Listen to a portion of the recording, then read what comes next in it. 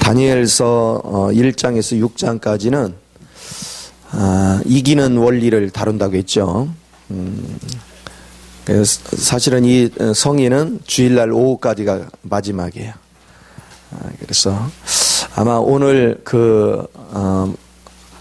이번 주 마지막이 되니까 어떻게 보면 우리 고집사하고 경렬이하고 경민이가 아이고 오늘로 내가 이제 앞에 나가서 기도 인도하는 것 끝났구나. 행복한 시간이구나. 이럴지 모르겠는데. 전혀 그렇게 생각 안 했죠? 할렐루야. 혹시라도 생각하면 많이 찔릴 거예요. 그렇죠? 그런데 앞으로는 내가 아니라 이제 한 사람씩 세워서 특공 훈련을 시킬 참이니까 그래서 최소한도 앞으로 주의 일을 하는 사람은 기도인들을 혼자서 3시간 이상은 할 정도 실력을 갖추어야 돼요. 그게 안 되면 아무것도 할 수 없어요. 기도도 잘해야 되고 말씀도 자유자재로 구사할 수 있어야 되고 하나님의 영에 잡히는 은혜가 있어야 가능합니다. 그리고 목소리에 파워가 있어야 돼요. 목소리가 힘이 없으면 안 돼. 그래서 파워가 없다고 본인이 느끼걸란 저 폭포수 앞에 가서요. 폭포가 떨어지는데도 내 목소리가 저 위에 사람이 들리도록 외치는 거야. 할렐루야. 그렇게 훈련하는 거예요. 배에다 힘을 탁 주고 배심으로 기도하는 겁니다. 여러분도 기도를 할 때 배가 힘을 줘서 기도해야 될 때는 배를 볼록 나오도록 하면서 소리를 내야 목이 상하지 않아요. 그런데 막 악을 쓴 목을 다 상해. 그러니까 목 상하지 않도록 기도하는 은혜도 필요합니다. 아시겠죠? 자, 다니엘서 5장을 또 보도록 하겠습니다. 이 다니엘서 5장은 뭘 다루냐면 느부갓네살 왕의 아들이 벨사살이에요. 근데 이 벨사살이 자기가 하나님의 거룩함을 모독했을 때 따라오는 하나님의 심판의 결과가 뭔지를 모르는 거야. 그러니까 하나님의 거룩성을 손실하는 일을 맘 놓고 하죠. 자기가 하나님의 거룩성을 모독했을 때 그 따라오는 결과가 뭔지를 알았더라면 결코 그런 행위를 하지 않죠. 자, 그렇게 놓고 볼 때 다니엘은 한 번도 하나님의 거룩성에 손상을 입히지 않았어요. 오늘 저와 여러분이 항상 잊지 말아야 될 것은 하나님의 거룩성을 손상 입히고 축복 오는 법은 없습니다. 하나님의 거룩성을 내가 드러낼 때 하나님이 축복이 옵니다. 끊임없는 축복이 오거든요. 그러니까 이것을 여러분이 잊지 마시고 항상 주님 안에서 거룩성을 유지해야 돼요. 제가 교회를 이끌어가면서 항상 딜레마가 뭐냐. 끊임없이 영혼을 사랑하고 영혼을 세워야 돼요. 그렇죠? 영혼을 포기할 수 없고. 그런데 또 한편에서는 하나님이 원하는 스타일의 교회를 만들어야 돼요. 하나님이 원하는 거룩성. 하나님이 원하는 참된 교회를 만들어야 돼요. 이 두 가지의 딜레마가 있는 거예요. 왜 그러냐? 영혼들이 이 거룩성을 알고 그 거룩성을 그냥 따라오면은 딜레마가 없어요. 근데 뭐냐면 사람들은 따라오기보다 자기 원하는 스타일로 가기를 원해요. 자기 스타일대로. 한번 여러분 이런 거 생각해 보세요. 교회가 여러분의 원하는 스타일대로 만들어지면 그 교회가 어떻게 될 것 같아요? 아마 풍지박산이 날 거예요. 그러면 여러분 스스로가 고통이야.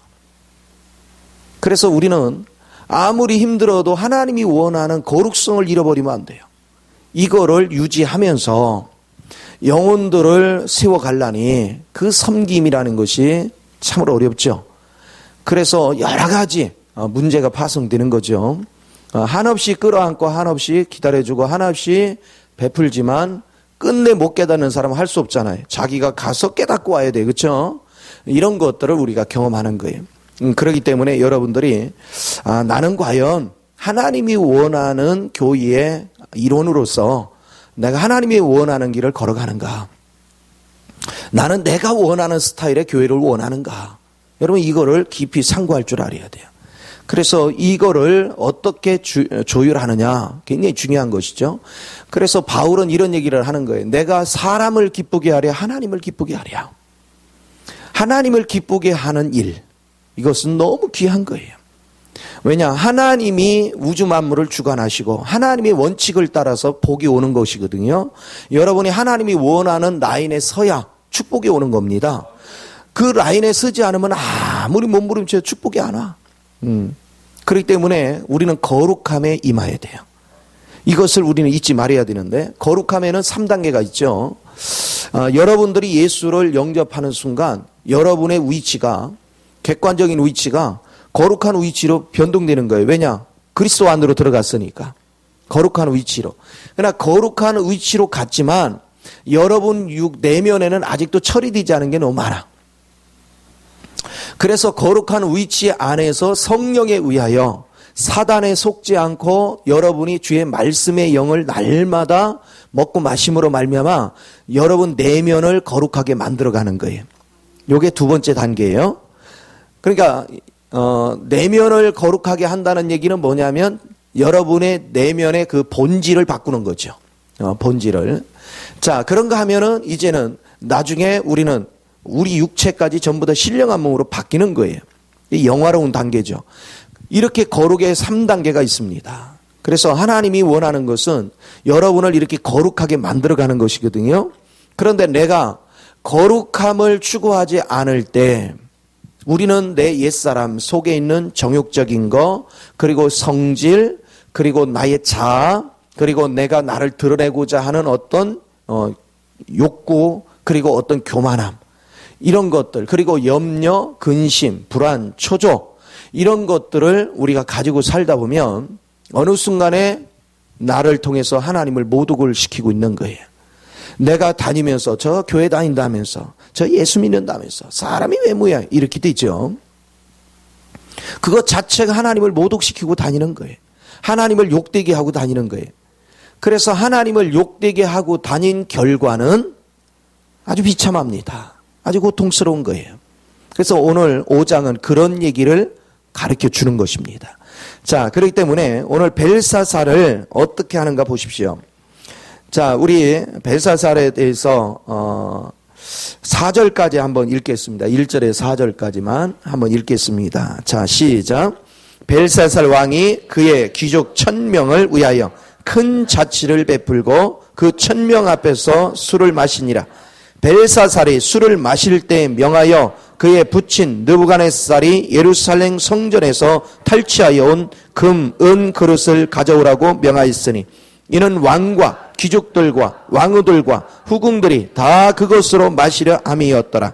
이에 예루살렘 하나님의 전 성소 중에서 탈취하여 온 금그릇을 가져오매 왕이 그 귀족들과 왕후들과 후궁들과 더불어 그것으로 마시더라. 그들이 술을 마시고는 그 금은 구리, 쇠, 나무, 돌로 만든 신들을 찬양하니라. 아멘. 이 벨사살의 아버지가 느부갓네살 왕입니다. 그러면 여러분 생각해 보세요. 느부갓네살이 죽기 전에 교만 떨다가 그가 정신병이 걸려가지고 짐승같이 살 세월이 있었어요.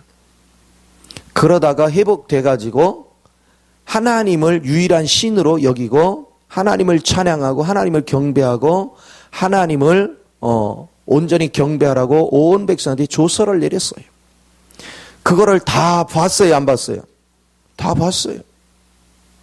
그런데 예루살렘에서 가져온 하나님의 전에서 쓰는 금잔을 가지고 후궁들과 더불어서 술잔치를 벌이는 거예요.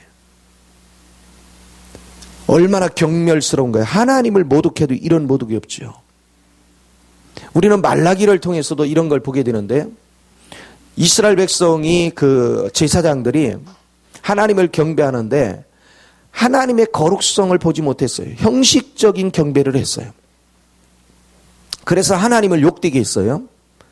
그랬더니 주님이 뭐라고 했습니까? 바로 제물에 똥을 갖다가 네 얼굴에 쳐바르겠다. 이게 하나님이 하시는 말씀이에요. 오늘 우리의 마음의 자세가 하나님 앞에 나는 얼마나 진실한가. 여러분한테 지금 완벽을 요구하는 게 아니에요. 내가 하나님이 거룩하시니까 내가 거룩해지려고 얼만큼 순수함으로 하나님께 다가가느냐는 거예요. 내 마음이 주님 앞에 순수하면 하나님께서도 우리가 순수한데도 불구하고 자꾸 넘어지는 거에 대해서는 얼마든지 긍휼한 마음으로 하나님 덮어주시는 거예요. 기다려주시고 용서하시고 안아주시고. 그런데 우리가 하나님의 거룩함을 의식하지 않고 뭐까짓 거 이렇게 하면 어때 하고 자기 생각대로 살아갈 때 거기에 하나님을 모독하는 그런 행위가 나타나는 거죠. 이걸로 말미암아 얼마나 비참해지는지 몰라요. 오늘 우리는 주님의 거룩성을 드러내는 인생이 얼마나 중요한가. 저와 여러분은요 주님의 거룩한 백성입니다. 우리 주님이 마태복음 5장 48절에서 말씀하시는 건 내가 거룩하니 너희도 거룩하라는 거예요. 그런데 그 거룩의 기준이 앞에 보니까 바로 팔복을 지키는 것이고, 그리고 팔복을 지키려면 성질을 이겨야 되고 내 정욕을 이겨야 되고, 그리고 우리는 세상 사람과 사는 방식이 달라야 돼. 인색하면 안 돼요. 우리는 끊임없이 배려할 줄 아는 은혜가 있어야 되고, 그리고 우리는 천연적인 것들은, 나의 타고난 것들은 내 마음에 드는 사람만 사랑하지만 하나님의 거룩하면 모든 사람을 품을 수 있는 넉넉함이 있어야 된다는 거죠. 이것이 얼마나 중요한지. 그래서 그리스도의 영 안에서 여러분은 하나님이 우리에게 이런 말씀을 하시잖아요. 주님의 사랑을 알면 여러분 거룩해지거든요. 사랑에는 높이가 있어요. 하나님의 높이의 사랑은 어느 정도냐면 승천의 위치예요. 최고의 위치가 승천의 위치예요. 그분의 깊이의 사랑은 뭐냐 하면은 그분이 죽고 나를 위해서 대신해서 죽으시고 내게 그리스도의 생명을 주신 거예요. 갈라디아서 2장 20절 말씀같이 이제는 너 옛사람은 죽고 네 몸 안에 그리스도가 산다는 믿음을 보여주는 거예요. 그런가 하면 그분의 넓이의 사랑은 뭐냐? 그분은 모든 대상을 상대로 한다는 거예요. 모든 사람을 사랑한다는 거예요. 그런가 하면 그분의 길이의 사랑은 뭐냐? 영원하다는 거예요. 그 사랑이 변함이 없다는 거예요. 오늘 여러분이 주님 안에서 참된 사랑을 알면 우리는 거룩하게 나의 삶을 주님 앞에 드려야 되는 것이 얼마나 중요한지를 아셔야 돼요. 그런데 이 벨사살이 이렇게 하나님을 모독하는 행위를 했는데 우리는 벨사살만 욕할 문제가 아니라는 거예요. 우리 자신들이, 우리 몸이 누구의 전입니까? 주님의 성전이에요. 그런데 이 몸을 내가 지금 어떻게 활용하냐는 거예요. 내 몸 안에다가 하나님의 거룩한 성전에다가 얼마나 나는 더러운 것을 집어넣고 있느냐는 거죠. 나는 과연 내 몸을 거룩한 곳으로 사용하고 있는가? 하나님이 기뻐하는 곳에 확실하게 사용하고 있는가? 이걸 볼 필요가 있지요. 고린도 전서에서 보니까 하나님의 전을 모독하는 거가 내 의견을 가지고 살아가기 때문에 분리되는 거예요. 우리 생각이 다 분리되는 거예요. 우리의 마음을 하나로 묶어가는 것이 아니라 생각을 분리시키는 거예요. 내 고집대로 해가지고. 그래서 공동체 속에서 자꾸 분리돼 나가는 거죠. 원망하고 불평하고. 이게 전보다 주님을 모독하는 것이거든요. 그런가 하면 육체의 정욕을 이기지 못하는 거, 그리고 자기 권리 주장을 해가지고 다툼이 일어나게 하는 거, 하나님이 주신 합법적인 자유를 남용을 해서 죄 짓는 데 사용한다든가, 이런 모든 것들, 질서를 파괴하는 모든 거, 이런 것들이 전부 다 하나님을 모독하는 거룩한 삶을 깨는 그런 작업입니다. 그래서 고린도전서를 우리가 읽다 보면은 10장에 가서 이스라엘 백성이 광야를 지나면서 죄 짓는 내용들을 쭉 예로 들죠. 그 내용이 똑같다는 거예요. 그래서 결국은 그들이 가나안을 들어가지 못하고 광야에서 다 쓰러진 것을 보게 됩니다. 다 멸망한 것을 보게 돼요. 오늘 저와 여러분이 정말로 축복을 받으려면 하나님은 거룩한 걸 원하는 겁니다.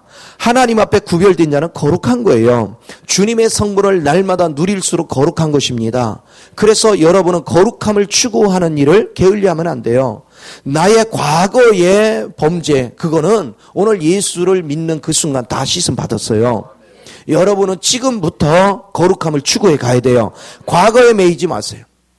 과거에 내가 어떤 죄를 졌던 주님 앞에 여러분이 고백하는 한 씻음 받은 거예요. 과거에 묶이지 말 거.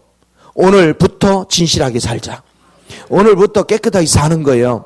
우리가 주님 앞에 정직하게 살려고 하고 주님 앞에 거룩하게 살려고 하면 할수록 우리 삶이 풍요로워집니다.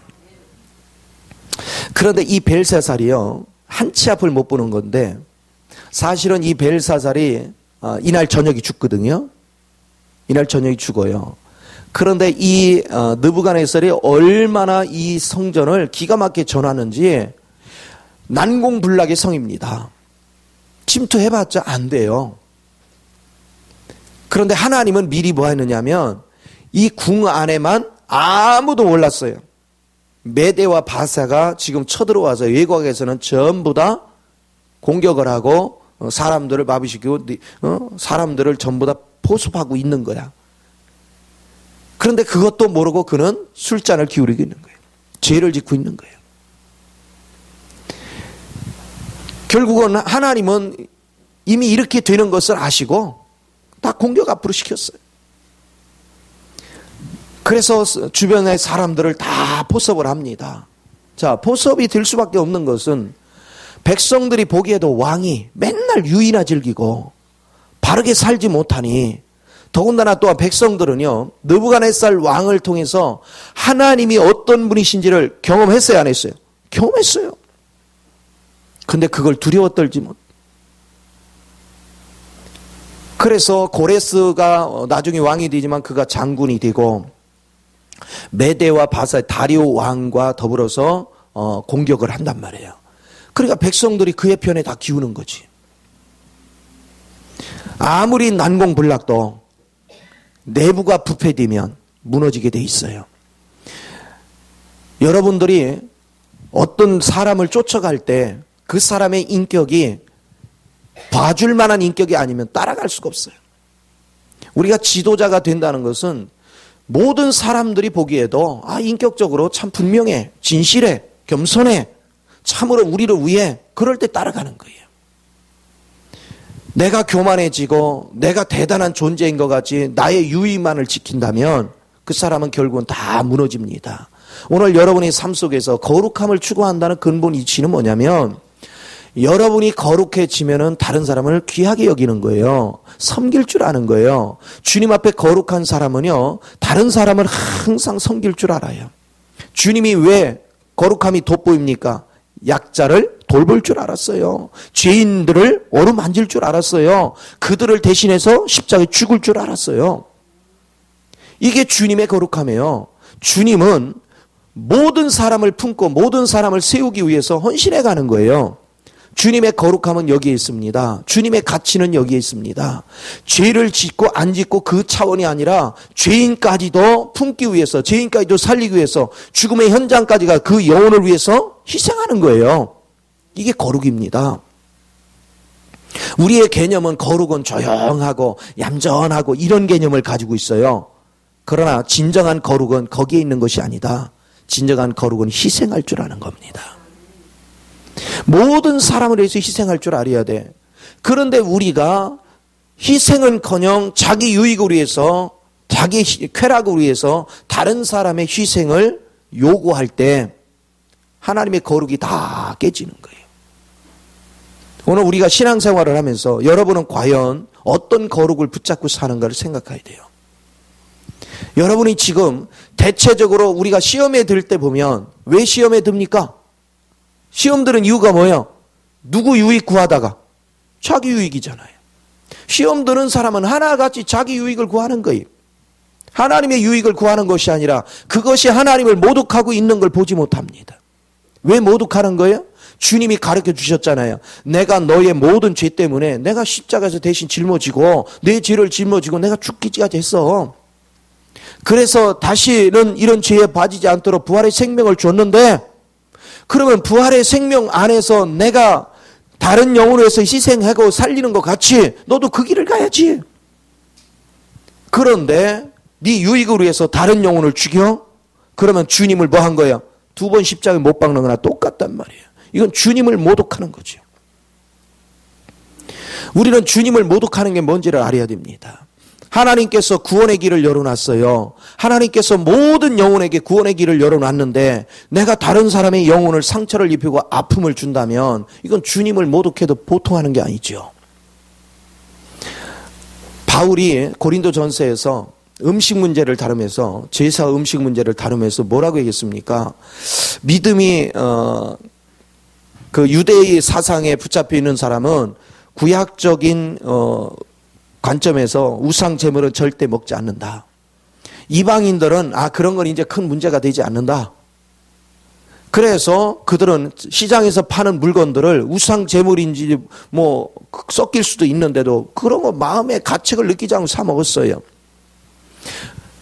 그런데 이걸로 인해서 논쟁이 벌어질 때 그들은 유대인을 향해서 원망하고 불평했단 말이에요. 알지도 못하면서 무식한 것들이 아마 이랬단 말이에요. 그러나 바울의 사상은 뭐냐? 저 영혼을 건지기 위해서 주님이 십자가 못 박혀 죽으시고 부활하시기까지 얼마나 비싼 대가를 치느냐 이거야. 주님이 흘리신 피의 대가로 저 영혼들이 건져졌는데 네 욕심을 따라 네 지식으로 저 영혼을 실족시킨다면 이거 심각한 문제라는 거죠. 오늘 우리는 항상 잊지 말아야 해요. 여러분이 무슨 일을 하든 간에 영혼을 실족시키는 행동은 주님을 모독하는 거예요. 오늘 우리가 진정한 거룩이라는 것은 겸손에 있습니다. 진정한 거룩이라는 것은 섬김에 있습니다. 진정한 거룩이라는 것은 내 희생에 있습니다.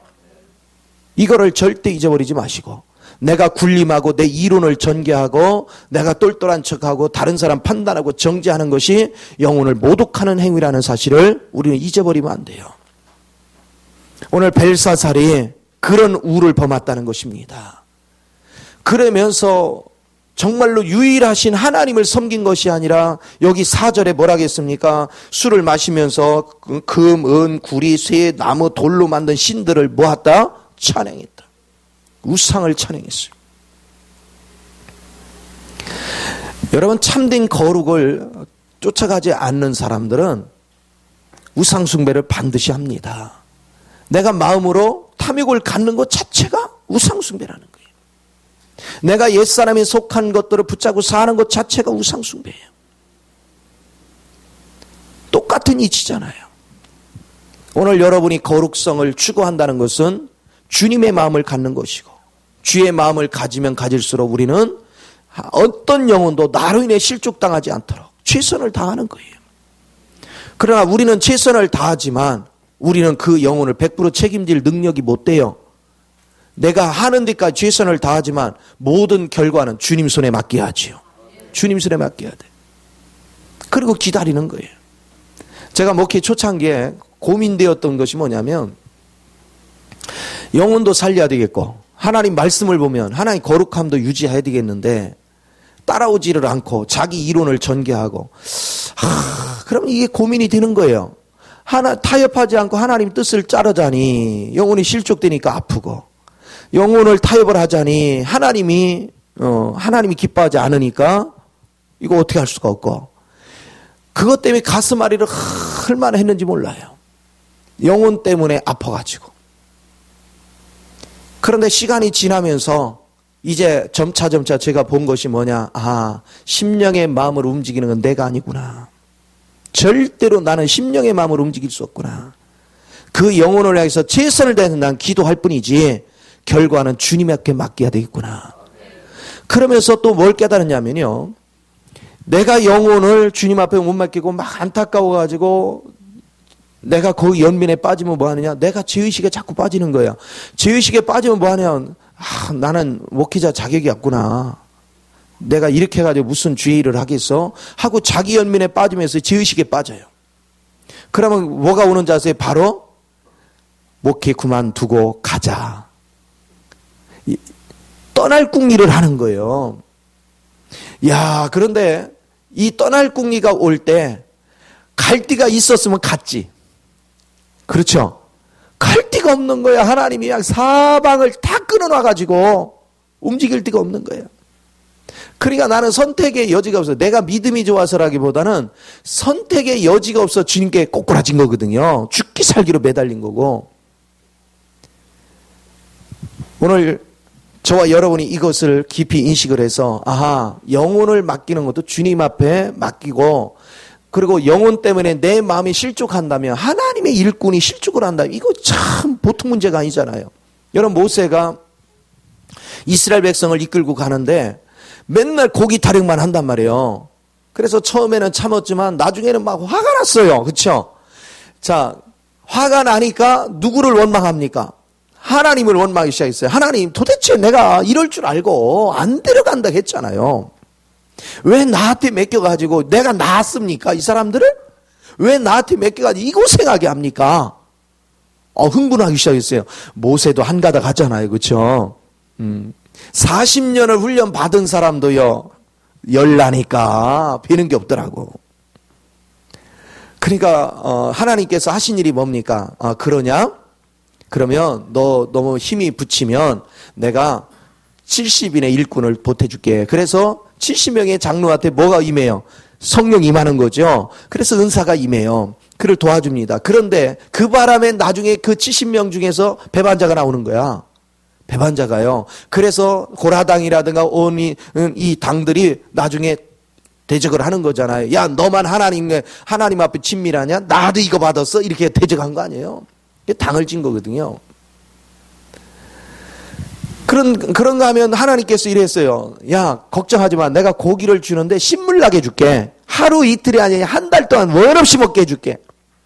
그때 모세가 한 소리가 뭡니까? 주여, 말씀 같은 소리 하세요. 믿음 떨어지면 이렇게 되는 거예요. 인원이 한두 명입니까? 하루도 먹이기 힘든 판에 여기 고기가 어디서 삽니까? 그랬더니 주님이 하시는 말씀이에요. 네가 하나님이냐? 그렇죠? 그런데 주님은 이럼에도 불구하고 모세를 징계하지 않았어요. 왜? 인간의 나약함을 아셨기 때문에. 한계점이 올 때 이것을 통해서 모세는 뭘 더 배우게 됩니까? 한 가지도 내 힘으로 이끌어갈 수 없구나. 주님 앞에 끊임없이 맡기는 거예요. 끊임없이. 여러분 앞에 시련이 오고 어려움이 오면 올수록 여러분한테 하라고 하는 게 아닙니다. 주님 손에 올려놓으라는 거예요. 자, 모세의 마음을 낙심이 되니까 주님이 가서 설득을 하잖아. 어루만지고 설득하고. 그래서 우리 마음이 낙심하는 거 하나님 기뻐하는 게 아니에요. 여러분 문제를 만나면 문제를 내가 해결하려고 하고 연민에 빠지고 그러면 그것이 하나님께 범죄야. 연민에 빠지지 말고 여러분은 오히려 주님을 소망 삼고 발딱 일어나서 주님의 뜻을 따르면서 하나님께 당당히 맡길 줄 아는 은혜를 가져야 그 사람이 이기는 거예요. 그게 영적으로 잘하는 거예요. 마음이 아프지요. 아파도 내가 할 수 없는 건 할 수 없는 거예요. 주님께 맡기고 기도할 수밖에. 하나님의 영이 움직일 때까지 기도할 수 있는 저와 여러분이 돼야 되는 걸 믿으시 바랍니다. 이것이 얼마나 귀한지 아셔야 돼요. 자, 이것도 거룩에 속하는 거예요. 하나님께 맡기고 우리는 단순하게 아버지 의지를 따라서 기도하고 하나님의 뜻을 순종할 수 있는 거, 이게 거룩입니다. 그런데 내가 엄청나게 신령한 척하고 낙심하고 좌절하는 거, 이것도 하나님을 모독하는 거예요. 왜? 하나님의 능력을 인정하지 않는 거잖아. 주님의 능력을 인정하면 주님께 맡기는 거잖아요. 여러분 보세요.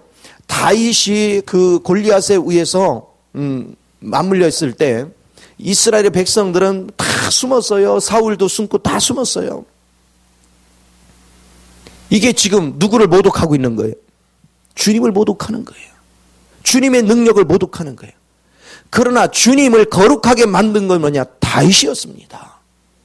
다윗은 그는 당당했어요. 자기가 가진 무기는 물맷돌 하나인데도 당당했습니다. 사울은 걱정이 돼. 자기 투구와 갑옷을 줘서 입히려 하는데 자기 옷에 안 맞아. 자기 스타일이 아니야. 그러니까 벗어버렸어요. 그런데 다윗이 한 소리가 뭔지 아세요? 내가 양을 길리는데 양 기를 때 곰도 오고 사자도 와서 양을 뺏어가려 때 나는 그들에게 맞붙어서 그 수염을 잡고 입을 벌려서 내 양을 건져냈다 이거야. 이거 내 힘으로 했겠냐 이거야. 이게 다 하나님 능력이지. 그러면 저 골리앗이 별거 있느냐? 똑같다 이거야. 똑같다. 응? 하나님이 내 편에 있으면 전쟁은 하나님께 속했어요. 하나님이 내 편에 있으면 아무리 큰 원수도 끄떡없다. 여러분, 이 믿음이 하나님을 거룩하게 하는 거야. 이게 얼마나 중요한지 아셔야 돼요. 그 살아가면서 매일 낙심하고 좌절하고 어려운 문제만 닥치면 그냥 끙끙대고 이게 전부 다 하나님 모독하는 행위야. 이건 거룩이 아니에요. 거룩이라는 것은 하나님을 100% 인정해 드리는 거예요. 하나님께서 모든 걸 하는 걸 아는 거예요. 그래서 항상 저는 여러분한테 얘기하는 게 문제가 터지면 누구에게 착 달려붙어라. 주님께 착 달려붙으면 돼요. 잘 모르겠으면요. 여러분이 5살 미만짜리 애들한테 가서 배우면 돼. 자, 엄마나 아빠하고 이렇게 길을 가다가 어디서 뭐가 꽝 터지는 소리가 나면 애들 본능적으로 어떻게 합니까? 본능적으로 어떻게 해요? 엄마 아빠 품으로 확 앵겨들지요? 끌어안죠? 문제가 터졌으니까. 그런데 우리 주님 품으로 우리가 팍 앵겨야지. 문제가 터지면. 그런데 주님을 얼마나 신뢰하지 않으면 그 주님의 능력을 무시하면 주님 앞에 안기지 않고 내 방법으로 해결하려고 하냐 이거야. 내가 막 용 쓰고 다니는 거야. 여러분 보세요. 주님을 모독하는데 무슨 복을 받아. 내가 주님을 매사 인정을 해야지. 그러면 매사에 주님을 인정하는 사람은 얼굴 찌푸릴 시간이 있다 없다? 없지요. 매사에 주님을 의지한 사람은 얼굴 찌푸릴 시간이 없어요. 그리고 그분이 모든 걸 책임져 주는 걸 알기 때문에 낙심되는 일도 없어요. 날마다 재밌어. 이 기쁨을 우리가 누릴 줄 아는 거 얼마나 아름다운 삶입니까? 그래서 단순하게 우리가 주님을 모독하는 거는 뭐 간음을 행하네 뭐 이런 그 정도가 아니다. 단순한 것이 아니라 주님의 전지전능 무수부재하시다는 말씀, 거룩하시다는 말씀, 의로우시다는 말씀을 내가 입으로 얘기하면서 정작 그분을 신뢰하지 않는 거, 그게 주님을 모독하는 거예요. 주님을 무시하는 거예요. 이것은 굉장히 중요합니다. 예를 들어서 여러분 한번 생각해 보세요. 우리 공동체 안에 있는데 그 중에 누가 굉장히 영적으로 밝아. 그래서 뭐를 딱 하면 잘 이렇게 분별을 해줘. 그런데 공동체에 다른 사람들이 뭐 하냐면 고개 미워가지고 어려운 문제가 있는데 절대 물어보지 않아. 왕따 시켜. 기분이 어때요? 자, 그 사람을 어떻게 하고 있는 거예요, 지금? 그게 모독하는 거예요. 그게 모독하는 거예요. 분명히 다 알아요. 그 사람이 신령한 거. 그런데 왕따를 시켜. 그게 모독하는 거예요. 여러분도 주님이 전지, 전능, 무수부재, 거룩한 거 다 안다, 모른다? 다 알아요. 근데 그분 신뢰 않는 것이 뭐예요? 모독하는 거예요. 나의 삶이 주님을 모독하면 절대로 축복이 안 와요. 우리 삶이 항상 그분을 인정할 줄 알아야 돼요. 매사에 그분을 구할 줄 알아야 돼요. 그래서 의로운 자는 뭐냐? 주님에게로 달려가는 거예요. 습관적으로. 여러분은 어떤 좋든 나쁘든 간에 습관적으로 주님에게 달려가는 거예요. 주님을 의지하는 거예요. 주님의 삶이 우리를 풍요롭게 합니다. 그래서 어떤 경우든 여러분은 주님을 모독하지 않는 은혜가 있기를 바랍니다. 그래서 이기는 자의 삶을 이렇게 들여다보면 우리 한번 거기 한번 찾아봅시다. 몇 절이지? 계시록 20장 4절인가요?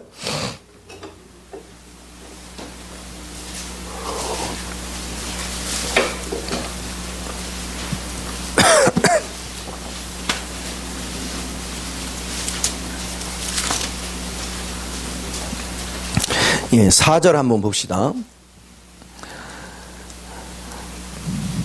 자, 한 목소리 있습니다. 시작.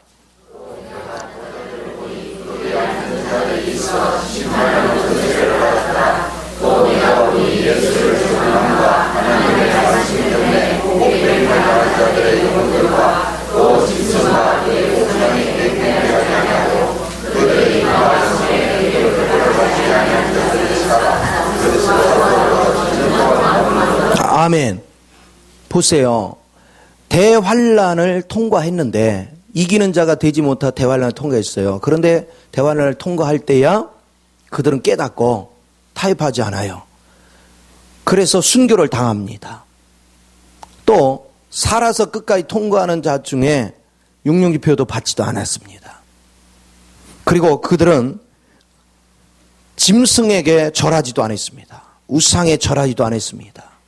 그러면 이렇게 살아 버티려면 갖가지 고난을 받았겠어요, 안 받았겠어요? 얼마나 고문을 당했으며 얼마나 핍박을 받았겠어요. 그런데도 주님을 끝까지 고수했어요. 자, 이기는 자의 승천을 할 때는 그들은 낙오자였습니다. 그러나 대환란 기간에 이걸 이겨냄으로 말미암아 다시 이기는 자의 위치로 돌아오는 거예요. 얼마나 값진 거예요. 여러분이 매사에 살아갈 때 주님을 신뢰하는 거, 내가 어떤 경우든 주님을 신뢰하고 내가 세상과 타협하지 않는 거, 그게 주님을 높이는 거예요. 영광스럽게 하는 거예요. 그런데 우리가 너무나도 쉽게 타협을 하고 말아. 그건 주님을 모독하는 거죠. 시편 91편 15, 16절에서도 얘기하는 것이 네가 나를 안즉 내가 너를 높인다 그랬어. 네가 나를 사랑한즉 내가 너를 구원하리라. 오늘 주님 안에서 여러분이 주님의 진정한 거룩성을 아는 길이 얼마나 복된 것을 알고 온전한 승리를 이루어야 될 줄 믿으시기 바랍니다. 자, 이때에 이제 다니엘서 5장으로 가서 봅시다. 벨사살이 이렇게 먹고 있을 때에 5절을 보십시오. 그때에 왕이 즐기던 얼굴빛이 변하고 그 생각이 번민하니 넓적다리 마드가 녹는 듯하고 그의 무릎이 서로 부딪힌지라. 무슨 뜻인지 알겠죠? 이 다리가 어떻게 됐어요? 이렇게 사시나무 떨듯이 이 다리가 이렇게 하다 춤추는 것 같아요. 예. 이 무릎이 그냥 사시나무 떨듯이 이렇게 막 부닥쳤어요. 갑자기. 왜? 앞에 한 손이 나타나서 글을 쓰기 시작했어요. 그런데 이것을 아무도 풀지 못해요. 이 의미를. 박사들을 다 불렀지만 아무도 풀지 못해요. 그래서 벨사살의 어머니가 다가옵니다. 그 모친이 와가지고 걱정하지 마라. 우리에게는 누가 있다? 다니엘이 있다. 다니엘을 부릅니다. 다니엘이 이거를 풀어내는데 다니엘은요 이걸 풀기 전에 한 일이 뭐냐? 왕을 책망하는 거예요. 왕이 이거 풀기만 하면 내가 셋째 벼슬을 줄게 그랬거든요. 셋째 벼슬을. 아마 셋째 벼슬을 줄게 그런 거 보면 벨사살이 두 번째 같아요. 왜냐? 아버지가 병환이나 뭘로 누워있거나 그런 것 같아요. 그리고 벨사살이 이제 정치하니까 두 번째니까 이제 세 번째 자리 주겠다는 거예요. 그랬더니 다니엘이 뭐라 하냐? 그거 그냥 왕이 다 가지라 이거죠. 왜 그래요? 다니엘은 봤어. 오늘 저녁에 뭐 할 걸? 죽을 걸 봤어. 이게 하나님 앞에 신령한 자, 하나님을 밝게 보는 자. 그래서 그는 책망을 합니다. 어떤 걸 저 왕한테, 그 왕한테 그가 하는 일은, 자, 몇 절이에요? 자, 13절부터 한번 볼까요? 이에 다니엘이 부름을 받아 왕의 앞에 나오며 왕이 다니엘에게 말하되 네가 나의 부왕이 유다에서 사로잡아 온 유다 자손 중의 그 다니엘이냐? 내가 네게 대하여 들은즉 네 안에는 신들의 영이 있으므로 네가 명철과 총명과 비상한 지혜가 있다 하도다. 지금 여러 지혜와 출국을 내 앞에 불러다 그들에게 이 글을 읽고 그 해석을 내게 알게 하라 하였으나 그들이 다 그 해석을 내게 보이지 못하니라. 내가 네게 대하여 들은즉 너는 해석을 잘하고 의문을 푼다 하더라. 그런즉 이제 네가 이 글을 읽고 그 해석을 내게 알려주면 네게 자주색 옷을 입히고 금사슬을 네 목에 걸어주어 너를 나라의 셋째 통치자로 삼으리라 하니. 자, 다니엘이 통치자로 다니엘이 왕에게 대답하여 이르되 왕의 예물은 왕이 친히 가지고 왕의 상급은 다른 사람에게 주소. 그럴지라도 내가 왕을 왜 이 글을 읽으며 그 해석을 아리이다. 그래 놓고 왕이여, 지극히 높으신 하나님이 왕의 부친 느부갓네살에게 나라와 큰 권세와 영광과 위엄을 주셨고 그에게 큰 권세를 주셨으므로 백성들과 나라들과 언어가 다른 모든 사람들이 그의 앞에 떨며 두려워하며 그는 임의로 죽이며 임의로 살리며 임의로 높이며 임의로 낮추었더니 그가 마음이 높아지며 뜻이 완악하여 교만을 행함으로 그의 왕위가 폐한받으며 그의 영광을 빼앗기고. 기억하게 했어요. 그렇죠? 하나님께서 당신 아버지가 직접 겪은 거 아니냐. 사람 중에서 쫓겨나서 그의 마음이 들짐승의 마음과 같았고 또 들나귀와 함께 살며 또 소처럼 풀을 먹으며 그의 몸이 하늘 이슬에 젖었으며 지극히 높으신 하나님이 사람 나라를 다스리시며 자기의 뜻대로 누구든지 그 자리에 세우시는 줄을 알기에 이르렀나이다. 오늘날 우리는 본인이 과거에 경험한 것도 있고 또 우리 주변 사람이 당하는 것도 수없이 경험을 합니다. 내가 하나님 앞에 정직히 안 서고 하나님 앞에 거룩히 안 섰을 때에 어떤 문제가 오는가를 우리는 많이 경험합니다. 우리 자신들도 수없이 그런 경험을 해왔습니다. 그리고 다른 사람을 보면서 수없이 경험했습니다. 그럼에도 우리는 하나님을 가볍게 여깁니다. 하나님을 모독하는 일을 밥 먹듯이 합니다. 쉽게 말하면 생활 속에서 하나님을 거룩히 하게 하는 삶 자체를 생각하지 않고 삽니다. 주님께서 우리에게 말씀하시는 건 뭐냐? 네가 먹든지 마시든지 무슨 일을 하든지 주의 영광을 위해서 하라. 주의 이름을 돋보이게 하라. 그런데 우리는 주님을 생각하지 않습니다. 내 방법대로, 내 생각대로, 내 원하는 대로. 항상 내가 움직일 때 주님이 어떻게 생각하실까? 주님이 원하시는 것일까? 주님은 나를 통해서 주님이 영광을 가리울까? 나를 통해 주님이 영광을 받으실까? 이걸 염두에 두고 사는 사람이 과연 몇 명이냐 이거죠. 오늘 우리 생활을 점검해 봐야 돼요. 그러면 답이 간단해져요. 왜 내게 축복이 안 오는가? 왜 내 삶이 힘든가? 왜 내가 삶이 팍팍한가? 그 팍팍한 개념은 꼭 물질만이 아니에요. 마음에 천국이 있어야지. 마음에 기쁨이 있어야지. 마음에 안식이 있어야지. 인생의 가장 큰 행복은 뭡니까? 마음이 편안한 거잖아요. 여러분 마음이 편안한 인생 행복한 거예요. 주님을 온전히 의지하고 사는 사람은 마음이 편안해요. 그런데 우리가 주님의 거룩함을 나를 통해 드러내야 되는데 드러내지 않으니까 인생이 곤고한 거예요. 힘이 드는 거예요. 문제가 왜 왔느냐? 내가 주님의 거룩함을 드러내기 위해서 주님을 바라보고 가는 사람, 한시도 주님에게서 눈을 뜨면 거룩함이 소멸돼요. 그러니까 주님에게서 눈을 뜰 수가 없어. 주님에게서 계속 주님을 바라보고 가는 겁니다. 내가 거룩해지려면. 그런데 주님에게서 눈을 띄는 순간 우리는 범죄하기 시작합니다. 우리는 정욕에 빠지기 시작합니다. 우리는 낙심하기 시작합니다. 우리는 좌절하기 시작합니다. 우리는 세상을 쫓아가기 시작합니다. 그러니까 하나님이 나를 통해 영광을 받으셔야 하는데 모독을 받는 거예요. 많은 사람들에게 본이 되어야 돼요. 많은 사람들에게 귀감이 있어야 돼요. 무엇이 참된 것인가? 오늘 진리를 붙잡고 가는 길이 뭔가를 여러분이 깊이 인식할 수 있는 은혜가 대단히 중요한 걸 믿으시기 바랍니다. 제가 오늘 그 트위터에 이런 글을 올렸어요. 우리가 좋은 말을 할 수도 있고 좋은 글을 쓸 수도 있다. 그러나 그 말과 글이 나의 삶에서 실제 누림이 없다면 그 말과 글은 그냥 단순한 언어 유희에 끝나는 것이다.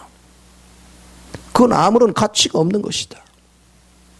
오히려 언어의 유희를 하는 사람은 그런 자기가 가지고 있는 터득한 지식을 다른 사람 지식까지 모아가지고 자기 지식인 양 자랑하면서 자기를 교만에 높여요.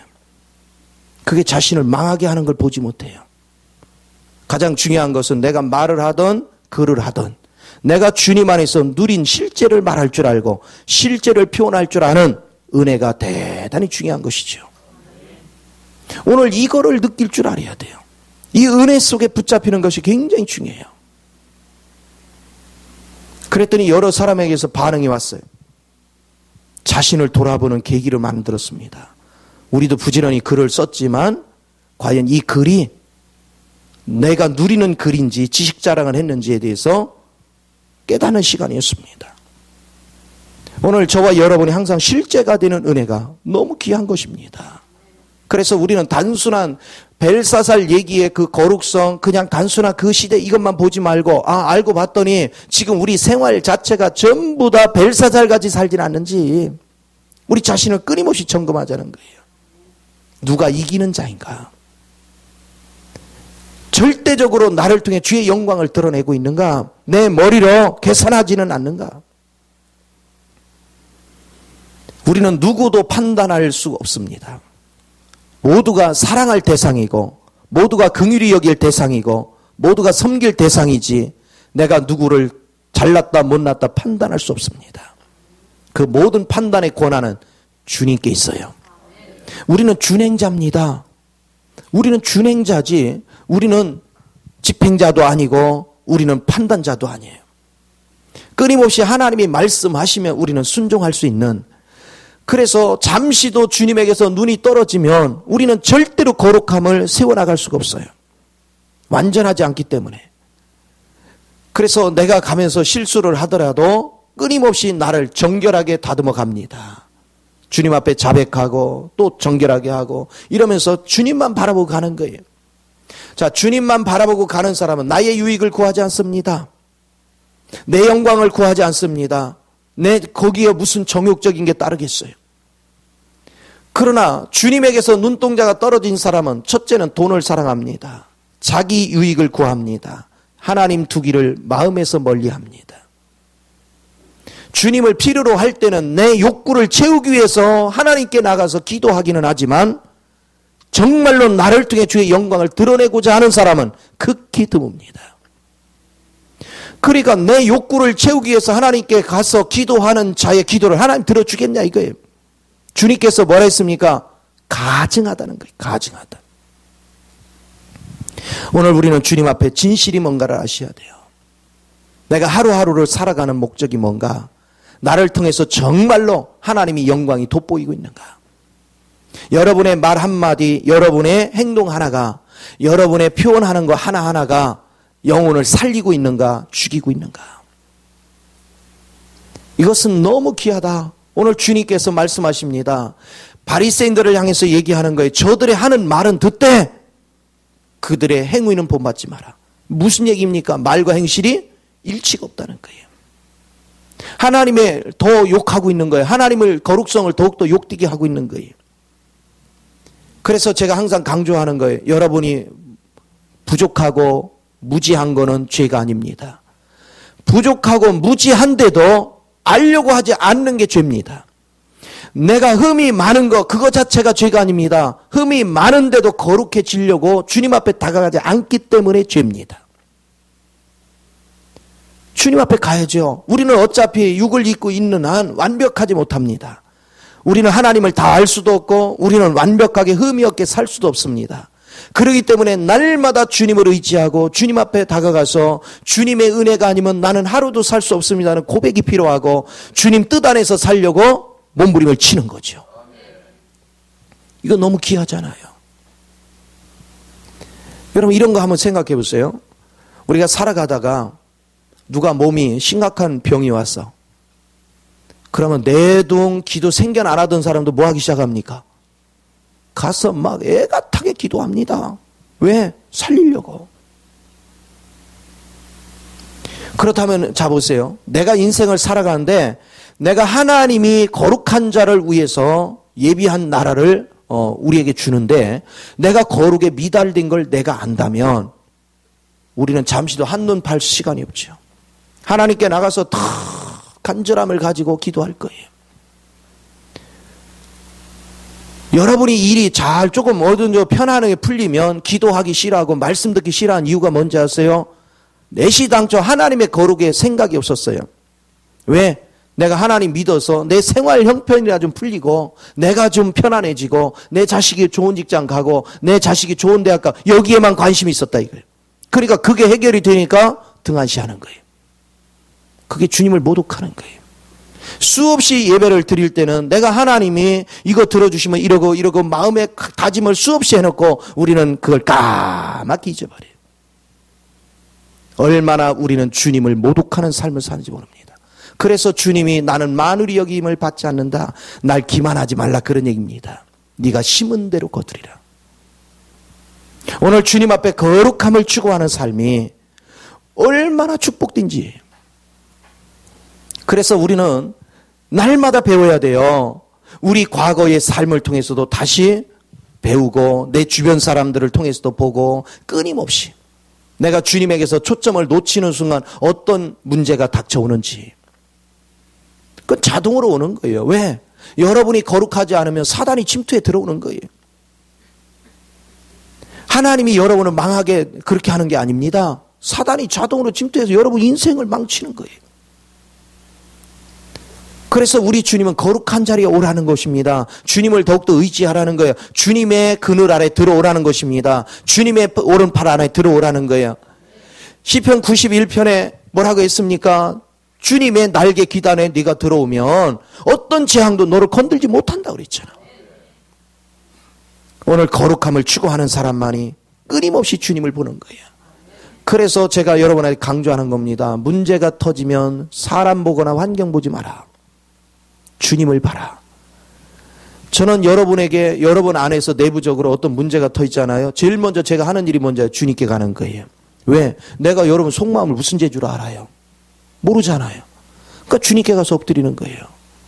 그리고 주님 안에서 답을 얻는 거예요. 여러분을 내가 어떻게 섬기기를 원하시는가? 뭐 어떤 부분을 만지기를 원하시는가? 내가 어떻게 대처해야 될지 이거를 주님이 답을 주시는 거죠. 나는 주님이 시키는 대로만 하면 돼요. 왜 우리가 주님 앞에 다가가지 않고 내가 해결하려고 합니까? 목회를 내가 한다고 착각하는 거예요. 목회는 내가 하는 게 아니에요. 주님이 하시는 거예요. 나는 주님의 대리인입니다. 주님의 청직입니다. 주의 명을 받들 뿐입니다. 모든 영혼을 세워가고 이끌어가는 건 주님이 하신다. 그래서 주인 되시는 주님 앞에 결제 맞는 건 당연한 거예요. 그러면 여러분도 생활을 할 때 여러분의 가정을 이끌어 가시는 분이 여러분이라고 착각하면 큰 오산이에요. 주님이 하시는 거예요. 그런 가정 문제 해결이 안 될 때 누구한테 나가야 돼요? 주인님한테 가야지요. 주인님한테. 오늘 주인님 앞에 가서 그분한테 답을 얻어야 길이 보인단 말이에요. 모든 삶이. 우주 만물의 모든 주체는 주님이십니다. 그분은 만왕의 왕이요 만주의 주가 되십니다. 그래서 그분을 우리가 신뢰할 수 있는, 그래서 계시록 11장 16절에 보면 그분은 만왕의 왕이요 만주의 주가 되신다. 오늘 그 만왕의 왕이요 만주의 주가 되시는 분만 명확하게 여러분이 인식해도 결코 우리는 미끄러지는 인생을 살지 않습니다. 매일같이 그분을 의지하고, 사실은 그분을 의지하는 중심만 여러분이 딱 잡혀 있으면요, 기도 10시간 하는 것보다요 그 중심만 딱 잡고 있으면 단 1분의 기도가 훨씬 효력이 있습니다. 훨씬 능력이 있는 거예요. 마음의 중심이 순수하지 않은 어떤 기도도 그 기도는 허공을 때리는 거예요. 마음이 순수한 기도는 그냥 생각만 해도 하나님 들어주시는 거예요. 하나님이 역사하시는 거예요. 오늘 진실한 기도가 우리 마음을 지배해야 돼요. 1시간이 이제 끝나고 나서 기도하잖아요. 기도 시간 때우기 위한 기도를 한다면 그 사람 아무런 기도한 게 없어. 나를 점검하는 거예요. 주님 앞에 내 마음을 올려놓고 내가 진짜 거룩한 위치에서 서 있는가, 내가 하나님을 진심으로 사랑하고 있는가, 내 노선이 지금 주님을 향하고 있는가, 그걸 끊임없이 점검하는 거예요. 기도하다 보면 하나님께서 내가 지금 노선이 벗어난 거, 내가 욕심이 잉태된 거, 이런 거 다 드러내게 하잖아요. 빛 가운데서. 그거 자백하고, 죄를 자백하고 주님에게로 마음을 자꾸 돌리는 거예요. 마음을 자꾸 돌리다 보니까 기도가 끝날 때 되면 보세요, 마음이 전부 다 주님께로 돌아서니까 아버지와 임재가 일어나고 거기에 빛이 나타나고 거기에 기적이 일어나는 거죠. 그리 되면 여러분 몸 안에 있던 저주가 물러가고 귀신이 물러가고 여러분 질병이 떠나가고 모든 가난과 갖가지 불행을 초래하는 저주는 물러가는 거예요. 이게 기도입니다. 막연한 기도가 기도가 아니에요. 자, 주님과의 관계가 온전히 회복돼야 아버지의 갈망이 내게 느껴진단 말이에요. 주의 뜻이. 그래서 여러분이 모든 갈망이 물러가고 하나님의 임재를 체험해서 주님과 교통이 될 때를 갖다 그때서야 기도줄이 잡혔구나 그러는 거예요. 끊임없이 주님을 갈망하십시오. 그래서 처음에는 주님을 자꾸 부르는 거예요. 갈망하다 보면 내 것이 잘못된 것이, 내가 하나님 관계에 잘못된 것이 쫙 드러날 때마다 그거 비우고 주님 부르십시오. 그러다가 온전히 이게 회복이 되면 하나님 영이 임재해서 아버지의 갈망이 느껴지고 아버지의 마음이 느껴지고 아버지의 계획이 느껴지고 모든 게 보이는 거예요. 그럼 그 느껴지는 대로 내가 동의해 주면 성령이 내 몸에 능력을 부어서 나로 그 일을 행하게 하는 걸 믿으시기 바랍니다.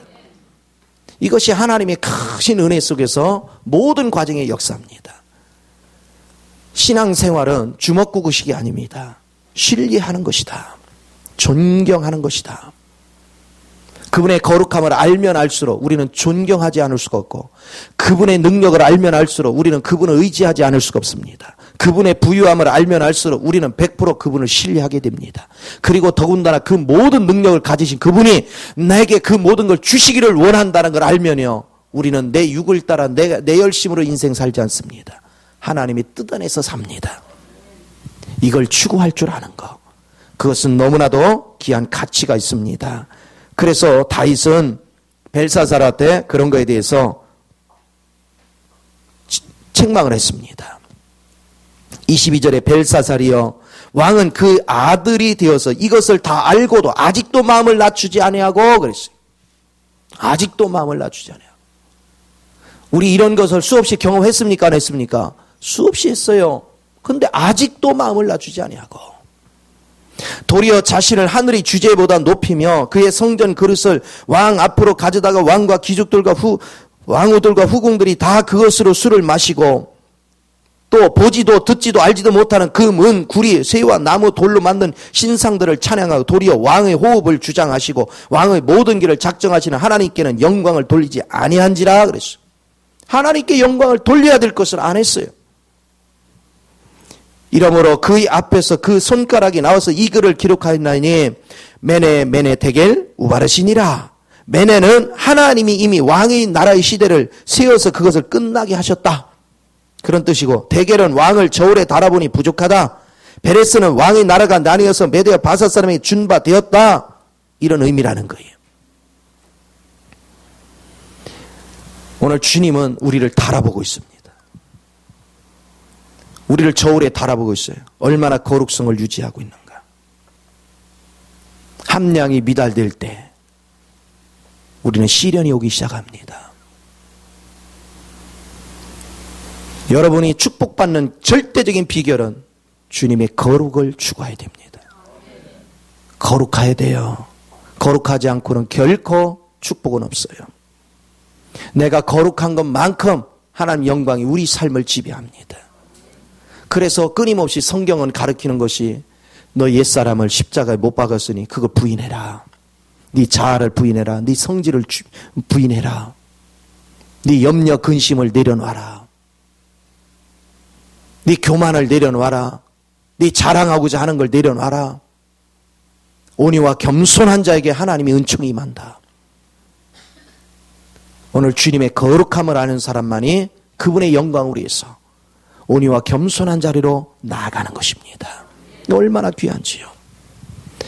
벨사살은 약속대로 29절에 보니까 다니엘의 때 자주색 옷도 입히고 금사슬에 목에 걸어주고 셋째 총재를 삼았어요. 그러나 그날 밤에 벨사살이 뭐 했어요? 죽었어요. 그리고 메대 사람 다리오가 나라를 얻었는데 그때 다리오는 62세였더라. 이후에 이제 다리오 다음에 또 고레스가 되고 그러지요.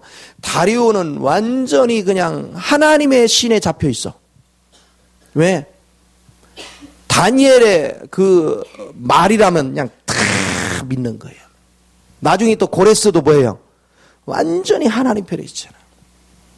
자 보세요. 우상의 도시가 하나님이 개입하시니까 무슨 나라로 바뀌어요? 하나님을 경배하는 나라로 바뀌잖아. 이게 아버지의 놀라운 비밀의 은혜입니다. 오늘 여러분의 가족이 온전히 변하지 않은 건 거룩성이 안 나타나서 그래요. 거룩해야 돼요. 정말로 가족들 앞에 세상 방식이 아니라 하나님의 지혜로 가족을 압도해야 돼요. 여러분은 최소한도 세상을 살아가는 수를 놓을 때, 바둑을 둘 때 한 수, 두 수 깔잖아요. 최소한도 가족들보다 여러분은 세 수, 다섯 수 이상을 미리 볼 줄 알아야 돼요. 그리고 그들의 심령을 움직여갈 수 있는 실력을 갖춰야 되는데, 그건 내 힘으로 안 되잖아. 내가 주님 앞에 사로잡혀야, 주의 영이 나를 지배해야 우리는 그들을 압도하는 능력을 갖게 되는 줄 믿습니다. 이런 걸 모르고 그냥 육신에 잡혀서 여전히 돈 맨날 계산만 하고 살아. 그러니까 주님과 아무 상관없는 거야. 예배를 열심히 드리긴 하는데 주님과 아무 상관없어. 혼자 살아. 주님이 예배 와서 아이고 이제 정신 차렸나 보다. 이제 나하고 같이 갈 모양이다. 가려고 주님이 준비 딱 났으니까 벌써 없어졌어. 자기 생각대로 막 온천지 다녀요. 생각을 붙잡아야 하는데 이 생각은 시공간을 초월하거든. 주님이 같이 가자 하려고 맘 먹으니까 벌써 이상한 동네에 가 있다 이거야. 생각이. 그리고 이상한 눈에 실컷 돌아다니다가 혼자 다 돌아다니다가 또 주님 찾아와. 그래 놓고서는 주님이 아이고야 이제는 정신이잖아 또 도망가. 그걸 몇 년 한 거야 도대체. 오늘 그렇게 살면 안 되죠. 예배를 드리고 했으면 이제 주님 같이 가시죠. 매사에 주님과 같이 움직이는 법을 배우란 말이에요. 그러면 여러분 삶이 날마다 풍요로운 열매를 맺게 될 줄 믿으시기 바랍니다. 이 복을 다 누리시기를 예수 이름으로 축원을 드립니다. 기도하겠습니다.